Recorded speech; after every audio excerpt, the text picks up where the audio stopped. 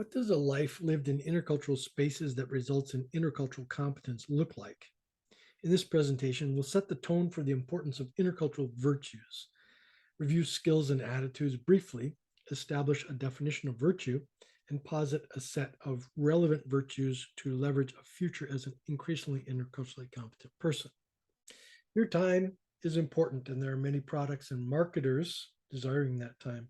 We see a lot of things every day as a result and tend to make very quick decisions without having to think too much. Similarly, many of our cultural decisions are done on automatic pilot, like scrolling through your social media feed. The antidote to making rash decisions, in my mind, is virtue. And this is my final argument for a more classical approach to this relatively new field. War is a failure of both intercultural relations and competence. It is a rupture with human dignity, the first principle of intercultural competence. The cultural production of the other as friend or enemy is a real thing. Virtues are worth talking about as they can establish peace at all levels of our levels of potential conflict.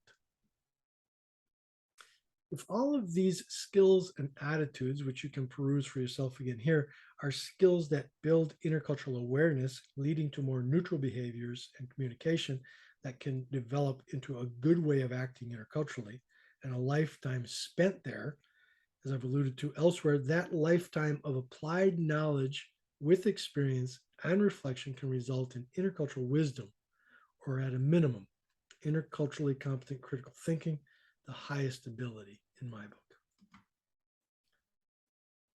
Virtuous behaviors, which develop as habits of action inside the person, are seen in the attitudes and abilities or skilled competencies that we see in action.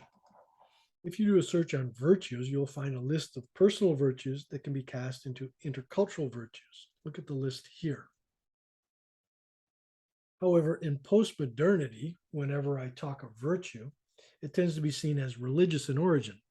But Aristotle actually gives us a more classical definition of virtue and lists them for us to have as a starting point, which helps us avoid any of the more controversial arguments about virtues as hegemony, providing more secular treatment of the subject.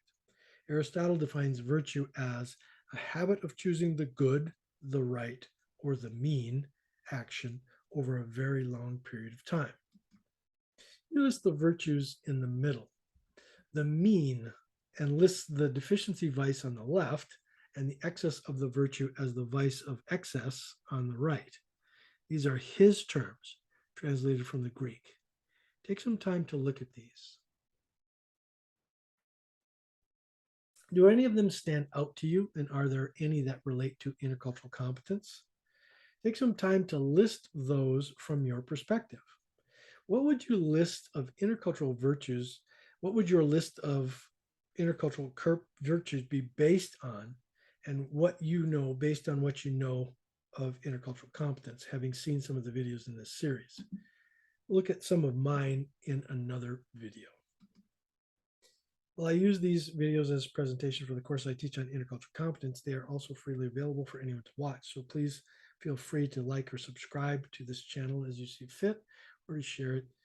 Your feedback is valuable to me to make sure that things are clear, and may you find the peace that you are looking for.